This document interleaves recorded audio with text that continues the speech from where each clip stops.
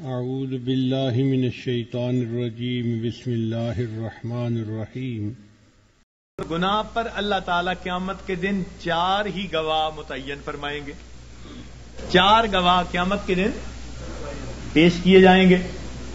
سب سے پہلا گواہ اس بندے کے کندھوں کے اوپر جو کرامن کاتبین ہوتے ہیں وہ سب سے پہلے گواہ ہوں گے۔ ان علیکم لحافظین کرامن کاتبین یعلمون ما تفعلون۔ فرشتے گواہی دیں گے، رب کریم ہم نے اس کو یہ گناہ کرتے دیکھا، یہ گناہ کرتے دیکھا، یہ گناہ کرتے دیکھا۔ یہ سب سے پہلی گواہی ہوگی، معصوم فرشتوں کی گواہی۔ پھر دوسری گواہی اس کے نام اعمال کو پیش کیا جائے گا۔ ووضع الکتاب فتری المجرمین مشفقین مما فیہ۔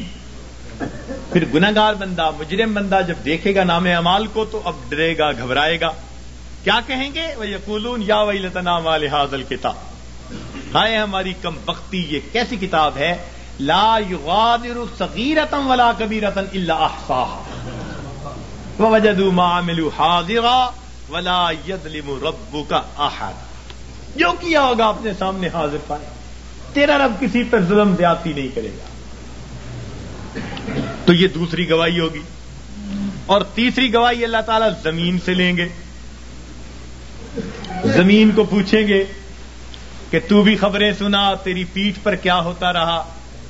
یومئذ تحدث اخبارها بان ربک اوحی لها۔ زمین گواہی دے گی، بتائے گی کہ میری پشت پر اس نے فلاں جگہ یہ گناہ کیا، فلاں جگہ یہ گناہ کیا، اس گناہ کے لیے چل کے گیا تھا۔ زمین گواہی دے گی۔ اور چوتھے گواہ وہ انسان کے جسم کے اپنے اعضاء ہوں گے، اس کے اوپر گواہی دیں گے۔ سمعهم وابصارهم وجلودهم بما كانوا يكسبون۔ اس کی آنکھیں، اس کی زبان، اس کے کان، یہ سب اس کی گواہی دیں گے۔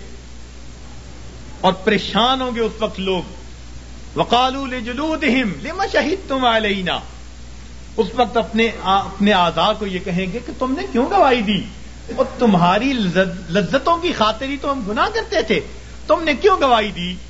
قالوا انطقنا اللہ الذی انطق کل شیء۔ وہ اعضاء کہیں گے ہمیں اللہ نے گویائی دی جس نے ہر چیز کو گویا کیا، اس لیے جو بیتا ہم تو اس کی پوری رپورٹ اپنے رب کو پہنچائیں گے۔ اللہ تعالیٰ فرماتے ہیں وما کنتم تستترون، کہ تم تو پردہ ہی نہیں کرتے تھے اپنے ان اعضاء سے کہ یہ قیامت کے دن گواہ بننے والے ہیں۔